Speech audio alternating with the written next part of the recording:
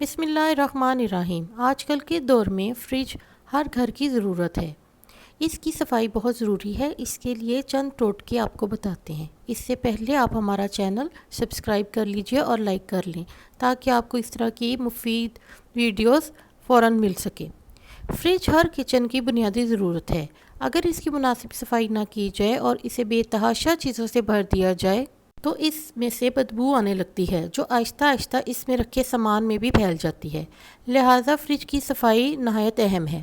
Fridge کی بدبو ختم کرنے کا سب سے آزمودہ نسخہ کوئلے کا استعمال ہے۔ اگر آپ کے فریج سے بدبو آنا شروع ہو تو ایک چھوٹے سے پیالے میں کچھ مقدار تیل ڈال کر اس میں کوئلہ رکھ دیں۔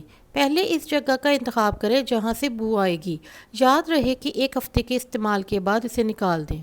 فریج کی بدبو کے خاتمے کے لیے بیکنگ سوڈے کا ایک ڈبہ کھول کر فریج میں رکھ دیں۔ 24 گھنٹے کے بعد نکال لیں۔ بدبو ختم ہو جائے گی یا پھر روئی کو ونیلا ایسنس میں ڈبو کر اسے 12 گھنٹوں کے لیے فریج میں رکھ دیں۔ فریج مہکنے لگے گا۔ بیکنگ سوڈا قدرتی بدبو جذب کرنے والا ہے، لہٰذا یہ آپ کے ریفریجریٹر میں ناپسندیدہ بدبو سے چھٹکارا پانے میں آپ کے لیے بہترین ہے۔ اس کے علاوہ یہ ایک آسان اور سستا حل ہے۔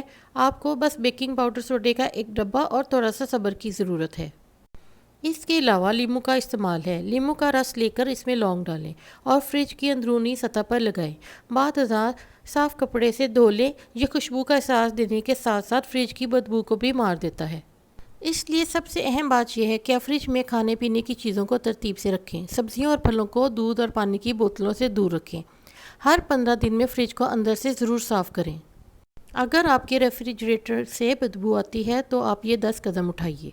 اگر آپ کے ریفریجریٹر سے بدبو آ رہی ہے تو اسے کھول کر اندر سے دیکھیں۔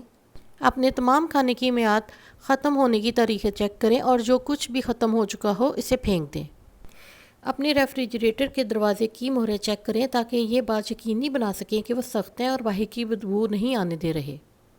اگر بدبو برقرار رہتی ہے تو ریفریجریٹر کے اندر سرکے کا ایک پیالہ رکھ دیں۔ اگر ان چیزوں کو آزمانے کے بعد بھی بدبو آ رہی ہے تو یہ کسی پیشہ ورکر کو کال کرنے کا وقت ہو سکتا ہے۔ اس دوران اپنے ریفریجریٹر کو ہر روز چند منٹ کے لیے کھول کر